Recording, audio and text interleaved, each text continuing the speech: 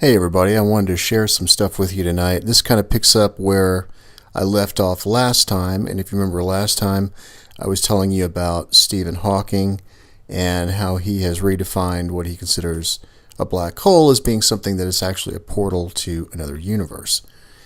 This video, I just wanted to make some more connections. I wanted to find a way to prove to you that the Kabbalah is actually saying the same thing without just me putting some pieces together without showing you any evidence. And in doing so and trying to find this stuff, one thing led to another, and I made all kinds of connections. What I want to show you tonight is the word atom. Now, atom in Hebrew is ADM. And what's interesting about Hebrew language and these ancient languages that are similar to it is they were hieroglyphic. And if you go and you start taking a look at the each one of the letters, that you see that they all have values associated with them. And they, which I find most interesting part though is they all have hieroglyphic meanings. So each particular letter is also a symbol for a particular idea or concept. Okay, so have you ever wondered why God called him Adam? Well, he called him Adam because when you take a look at the three letters here and you break these apart, they tell a story. And they tell a story that is extremely similar to the story that we were just covering with regards to the black hole and the nebula and all of this stuff. It's all told in these three letters right here. The whole Bible, once you get a chance to actually look in there and do some research the way I'm going to show you how to do it, you'll find it's written in a completely different language. Remember, the Bible's not only written in parable, but it's also written in a code. And the code is Kabbalistic. Okay? But you don't know that by reading it. You think you're just reading these stories or what have you. And I'm going to point you to Proverbs if you get a chance after this, but it's important that you go grab a copy of eSword. It's free, okay? But these little numbers that you see right here, these green numbers, H2775, okay, so what you're looking at is the English language here, but when I see the word sun and I double click on that, it's important to understand because that's the Strong's word. And what it gives you is it gives you a definition of what it means. For example, Orion is a constellation and it's H3684, any notable constellation, specifically Orion. And it says the same as, and then if we look that up, it says properly fat, that is figuratively stupid or silly, and then it says fool. Okay. Now, these types of clues are extremely important because when we come over here and we take a look at the Fool card in the tarot deck, the Fool is actually number 0, and he sits right here. And that means God coming into manifestation. Okay, so we'll go over there in just a second. But these types of things are really important. But let's get back to Adam real quick. Okay, so people think Adam just simply means it means like a specific person, that God created this man, that this human called Adam, which was a male. No, that's not exactly what it is. Okay, so Adam, when it says, let us make man in our image, in H120, it's really talking about mankind, the individual or the species. But when you dig into the Hebrew letters, you find that you have Aleph, Dalet, and Mem, and these make this whole thing very important. When you take a look at what you have here, you have Aleph here, and you have Daleth here. Now let me show you what these mean. So up here above Kether are the negative veils of existence. You have a 0, a double 0, and a triple 0. And if you look at that visually, sitting on top of each other, it looks shaped kind of like a pyramid, right? You're kind of moving up into a point, all right? The reason the top of the pyramid's cut off is because it's a representation that you never can reach that very top point, okay? it kind of cuts off. And when you're thinking of this visually in the material world, the top of the pyramid is cut off because it disappears into the unseen universe, which is like what we discussed last time. So this describes a story. The creation of Adam describes a story. So Aleph means, and if we go over here to this, right here we see a head, and you can see that it may have been based on an Egyptian hieroglyph, right? Well, Aleph actually means the first. It's the first one, right? Let's see. It stands for number one. And the mystics, the rabbis and the Jewish mysticism, it represents the oneness of God, which is basically, we're right up there with Kether, right? So the negative veils of existence of Ein Sof are, it gives its light to Kether. Kether becomes the primordial point, okay? And then from Kether, we have the Fool. And the Fool moves down and it manifests itself into wisdom. And wisdom has certain symbolic meanings to it as well. Chokmah, it's wisdom, okay? So this is one being or one reality coming into manifestation and just simply dividing itself into parts. And until it reaches Bina, you can't see it, okay? So Kether, the primordial point, it can't be visualized, it can't be conceived, all right? As it moves down towards the Fool, you can see he's walking down the cliff, right? And Fool stands for Orion. Now this is probably something that Orion is an analogy. It's an analogy given to us to understand the rest of how things happen in the universe, okay? So it's a great as above, so below picture, but it's the one specifically that all the ancients pointed to, and that's probably why.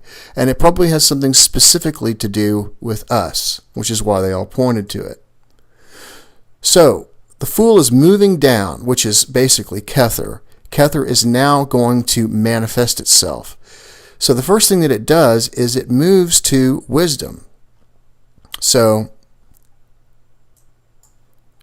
let's come up here real quick and so he made a large vessel similar to a large excavation. It was filled with the water that flowed from the spring. Now, Chokmah is actually called the spring. So it says, afterward he made a small vessel that is the Yud. It was filled with the source, which is Kether, and he called it a spring of welling wisdom. He called himself in it wise, and the vessel he called Chokmah. Then he made a large vessel and called it the sea. He called it Bina, understanding, and he himself called himself the understanding one. Okay, so what transpired is that he turned himself into this spring, this welling spring of a river, and this is the river that flowed out of Eden, right? So Chokmah represents this force coming out of the primordial point. Now, here's the interesting thing about it. Okay, so this right here, Daleth, and remember, Chokmah still cannot be visualized. Geometrically, it would be kind of like a line. You can't, a line is kind of an abstract thing. The only reason we can see them when we put them on a piece of paper is because we give it 2 dimensions, enough to where we can actually see the line. Otherwise, you can't see it at all. So if you think of it that way, until it becomes a plane, we can't see it. So in this instance, we have this force, which is Chokmah, and then Chokmah goes through a gate, which is Daleth. Okay, so let's hear. This is from the Bible here. Wisdom calls aloud. Wisdom shouts in the street. She lifts her voice in the square. At the head of the noisy street, she cries out. At the entrance of the gates in the city, she utters her sayings. Okay. So this right here is a representation of how things manifest in creation. If you notice at the top, there's a sword. The sword is the flaming sword. And the flaming sword for us represents Orion's sword. Okay? So let's go back down here.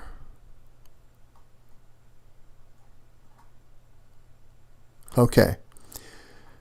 So now this is interesting. He says the water spread, this is from the Zohar, by the way. The water spread from the sea to the 7 streams as into long receptacles. And so there is a source, which is Kether, a spring, which is Hokmah, and a sea, which is the way I described it last time. You have a force, a jet, blowing itself into this area, which is called the sea, and it's filling up this area with water. Okay, so, and it says if the craftsman break these, this is the water, this is the spring. Now look at this right here. This is from Frank D. Roylance, 1998. It says a team of scientists using the European Space Agency's Infrared Space Observatory reports it has detected just such a water factory in a gas cloud 1,500 light years from Earth in the Orion Nebula. The cloud is producing so much water vapor that condensed into liquid form it could fill all the Earth's oceans every 24 minutes. It says, although we've only detected this sort of phenomena in a single source, it seems very likely it's a widespread phenomenon. So it's describing the spring that's it's basically filling up this area, which is the sea. It's very symbolic, but at the same time, it's also it gives you, I guess, intuition into helping you understand the scientific part of it. So here's Adam. Okay, so this is God coming into creation, or whatever we want to call God. This reality, this consciousness, this manifestation of the material existence, which is the fool coming from Kether, okay, and calling himself Hokmah, the spring, the welling spring, right? And that welling spring goes through the gate right here, and it goes into the sea because Mem, let's see, where's Mem?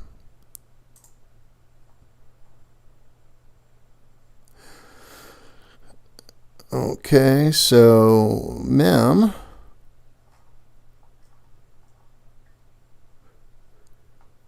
water, coming from water. So the Hebrew Mem means a massive amount of water. And so what we see is that manifestation is coming through into a welling spring and filling up an area. So, until it goes through that gate, then you're not aware of it.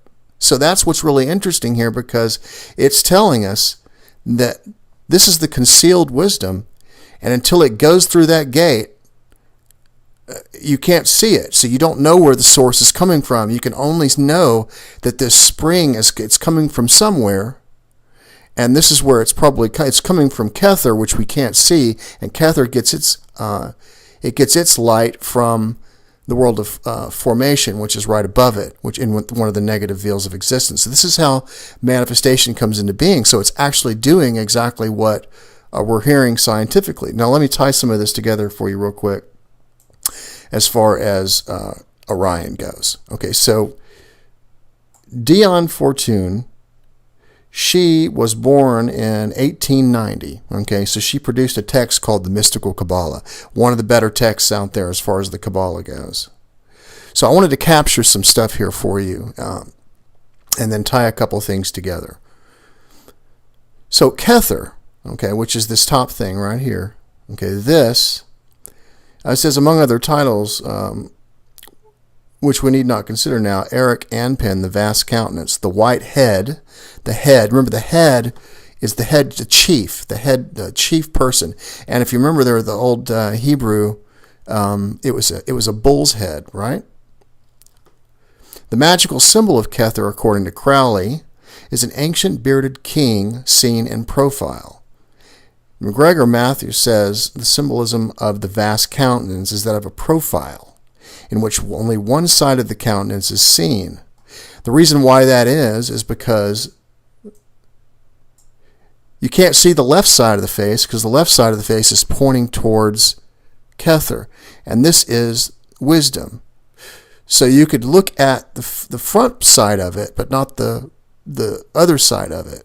So, and then right here she says, it's interesting to note that in the world of Asiya, the title, and Asiya means the physical world, the title of the sphere of Kether is Rashith Gilgalim, or first whirlings, thus indicating that the rabbis were acquainted with the nebular theory before science was acquainted with the telescope. Okay. So then right down here she has the magical image of Kether, and it's an ancient bearded king seen in profile. Okay? And then here, which I think is really interesting, is the correspondence to the microcosm is the cranium, and actually it's the skull, and some of these body parts that you see in here, I've seen some Kabbalists, and when I say Kabbalists, I mean people that are from this stuff a long time ago. When you start getting into the later stuff past like the 1900s or the 1920s or something like that, you start getting into this weird trashy stuff. It's not any good anymore. So that's why I like to go back as far as possible. So anyways, the correspondence in the microcosm is the cranium, or the sa. Okay, now that's an important word, but we'll see in just a second. Because she says, as above, so below, the microcosm corresponds to the macrocosm, and we must therefore seek in man the Kether above the head, which shines with a pure white brilliance in Adam Kadmon. So, Kether, being the nebula, is shining with a bright brilliance in Adam Kadmon. It's a reflection of what's above that you can't see, that's unmanifest. It's a rough image of it, but you're basically seeing some form of a reflection of the unmanifest when you're taking a look at this area. And the Egyptians called it the Sa. So Sa is related to Kether, which is related to the nebula, and we know that the very most important constellations to the Egyptians was Orion. Okay? Now here's what the Hebrew language does also. So the Phoenician glyph for a door looks like this. This is where the gate is. This is where the black hole is supposedly being looked at by scientists. And the trapezium is shaped almost exactly like Daleth, which means door. Okay. Now, if we take a look at the Hebrew version of Daleth, or door, it's an open door. So what we can see here is that these angelic languages, like Hebrew, these types of languages, when you create a word, the word is formed with letters that each have meaning that tell a story. But on top of that, the letters also have symbolic meaning to them as well. So they have a picture meaning. So that's the reason you can't do that with the English language anymore. And it's also really important why you dig into the code of these meanings. And what you'll find when you go into the Bible, when you start reading about wisdom and understanding and these types of things, if you'll go through Proverbs and start reading it, you'll see that it's speaking in Kabbalistic language, because it'll talk about, it'll say get wisdom and get understanding, or if you can't have understanding if you don't have wisdom, and it shows how it manifests down the tree. And it goes in that order every time. So whoever did this, they knew what the code was. The Bible is Kabbalistically written. This is the lightning flash and this is for Orion's sword. And yeah, here's Sa. Sa was the deification of the constellation of Orion, representing Kether representing the nebula.